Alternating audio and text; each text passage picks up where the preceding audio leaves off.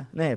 Eu acompanho por obrigação, não por prazer, as sessões do Congresso Nacional, da Assembleia Legislativa, eu fico abismado com os caras, a mediocridade. Outro dia um cara de Santa Catarina, deputado federal, pegou e falou, Mato Grosso do Sul, ele falou, é região sul, porque ele é sul. Aí alguém falou, não, é centro-oeste, porque tem o Mato Grosso. Não, se tem sul, é região sul, quer dizer, não sabia nem geografia. E foi o mais votado, pior que o cara em Santa Catarina, foi o mais votado. Então, a Aparecida do Norte devia ser na região amazônica, porque é norte, né? Sai do Vale do Paraíba. Então, você tem um nível muito baixo de representação política, uma sociedade super dinâmica, que você não entende, né? De inserção do mundo, tal, gente que quer crescer, e uma estrutura muito antiga do lado de cá. Então, eu acho que é por isso que o pessoal fala assim, mas você critica tudo. Não, uma coisa é você ter uma análise crítica, analítica e também propositiva. Nós podemos sair dessa, nós temos tudo para dar certo.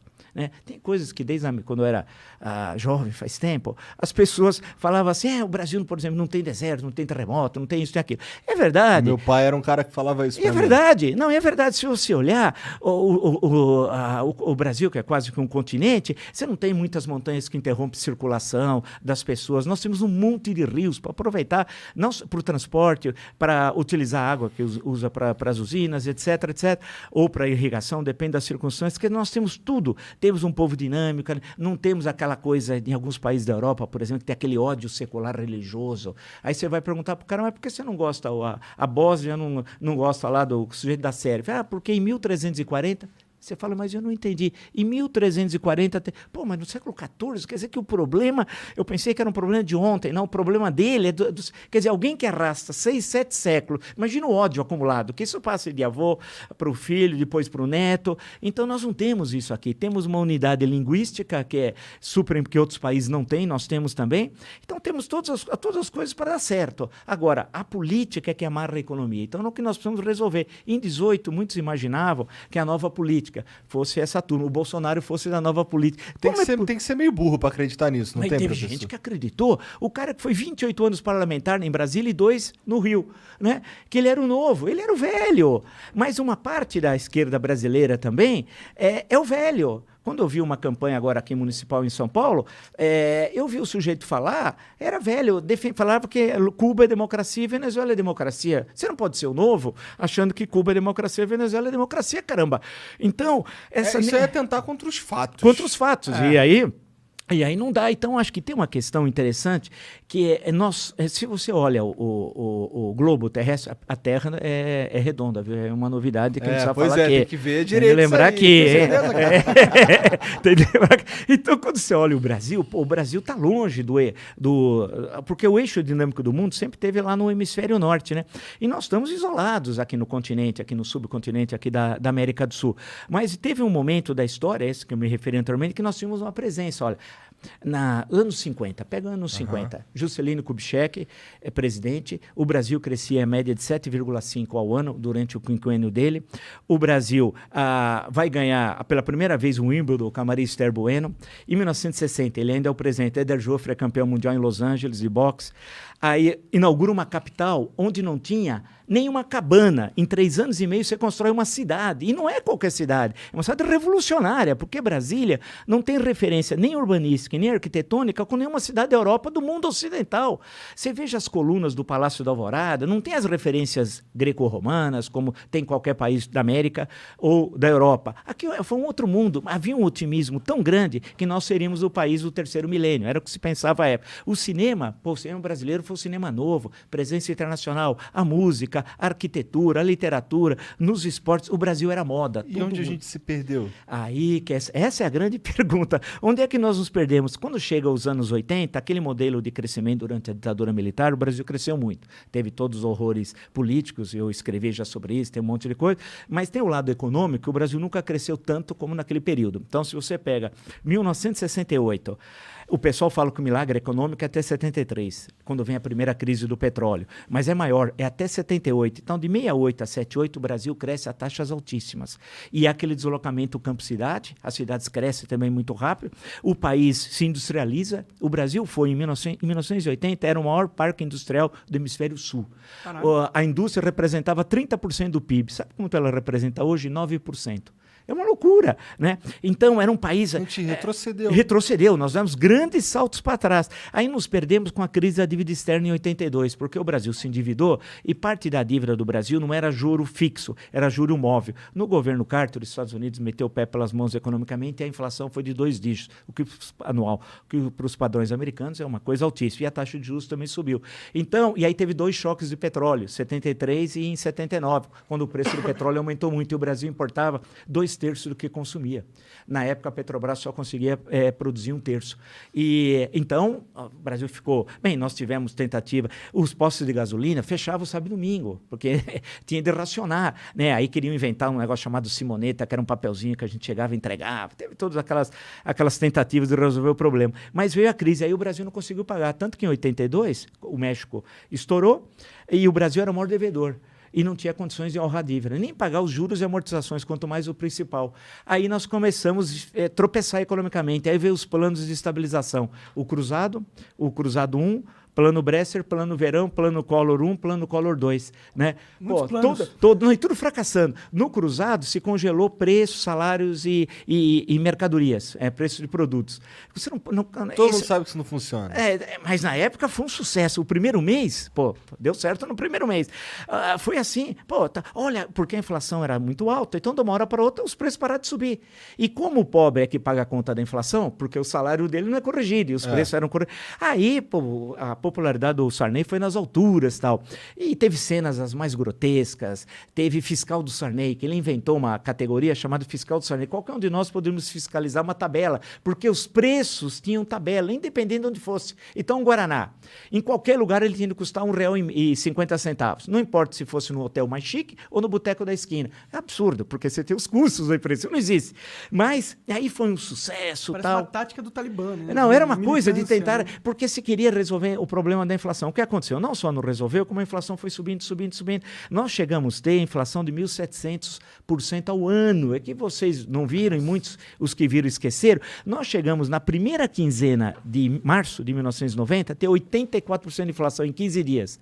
Era aquela história que você precisava pedir 2 chopps, porque se você pedisse agora, meia hora depois estava mais caro. Porque 84% em uma quinzena é uma loucura. Eu lembro de um comercial da Casa e Vídeo dizendo que poderia comprar a prazo e era apenas 50% de juros.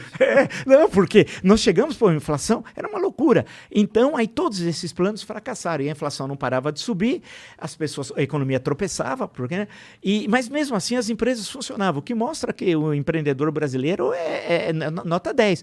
Porque você imaginou como é que você ia comprar do teu fornecedor, se a inflação a mensal muitas vezes era de 50%, você comprava aqui, mas na hora que você ia vender, já o preço já tinha subido. Então, você tinha dificuldades assim de controle de estoque, era uma coisa assim tenebrosa. Aí veio o governo Itamar Franco, que ninguém lembra, foi o melhor presidente dos últimos 50 anos do Brasil, Itamar, durante 2 anos e meio, que ele era vice. Transição, inclusive. Período de transição, aí vem o Plano Real. Aí veio o Plano Real, que não tinha nada dessas maluquices de congelar isso. O Plano Collor não só congelou preço, mas congelou ativos financeiros. O que é o ativo? Conta corrente, poupança. Uhum. De uma hora para outra você não podia sacar nada. Você precisava pagar o salário dos funcionários da tua empresa. Não tem jeito, você não conseguia pagar. Foi uma loucura. E o que né? tinha de tão especial no Plano Real? Aí o Plano Real, aí que é uma grande sacada econômica, né? Porque basicamente não só, mas fundamentalmente o André Lara Rezende e o Pércio Arida e tal. Eles já estavam com essa proposta desde o ano da década anterior, chegaram até a publicar em livros e tal. O que eles vão fazer? O problema da inflação é a moeda perder valor. Você precisa confiar na moeda e a partir dali a economia começa a se manter relativamente estável. Aí o que eles fizeram? Fizeram a transição da antiga moeda para o cruzado. E em 2 meses teve a URV, havia uma unidade referencial de valores. E o Brasil fez esse país é fantástico, por isso que essas coisas de Bolsonaro, essa caterva, vai embora tal. A gente tem de ver 94. Em 2 meses, você tinha uma tabela, né, em que você tinha a conversão de URV na nova moeda. E deu tudo certo, porque na padaria Você tinha duas moedas. No ônibus, duas moedas. Nas grandes empresas negociando, tinha duas moedas. Eu lembro que eu sempre observava o Aloysio Mercadante. Quando o Mercadante falou que ia dar errado, eu falei, vai dar certo. Porque é sempre o oposto. Tudo que o Mercadante fala é o contrário. Você precisa multiplicar por -1. Quando ele falou que em 94 ia dar tudo errado o Plano Real, eu falei, agora vai dar certo. Né? E aí deu certo. E foi uma coisa... Mas aí o Itamar Franco comprou... ninguém sabia se aquilo ia dar certo. O modelo teórico era muito bom. E deu certo. Tanto que o dólar começou a ser cotado. É bom lembrar que você comprava com 0,86 centavos do real $1. Era o contrário. Era assim. E aí conseguiu organizar a economia de uma tal forma e a moeda passou a ter valor, que nós não tínhamos, porque a gente não sabia. E aquilo foi uma coisa fantástica. Não tinha reeleição à época, a reeleição é em 1997, mas o Itamar Franco, que o Itamar tem aquele jeito, não era marqueteiro. O político precisa ser marqueteiro. Você não precisa só fazer bem e ser um bom presidente, você precisa mostrar que faz bem. Isso é essencial. É aquela história, não basta ser honesto, mas tem que parecer honesto. É um negócio complicado. E o Itamar conseguiu, ele teve vários ministros da Fazenda, vale lembrar, né? O último foi o Ciro Gomes, que ficou como ministro da Fazenda, já no segundo semestre de 1994. Ele foi um bom ministro da Fazenda? Foi, porque naquele momento era a implantação do Plano Real e ele substituiu, houve um problema com o Rubens e Cooper. Aí ele substituiu, conseguiu segurar, porque ninguém estava acostumado aos preços não subir.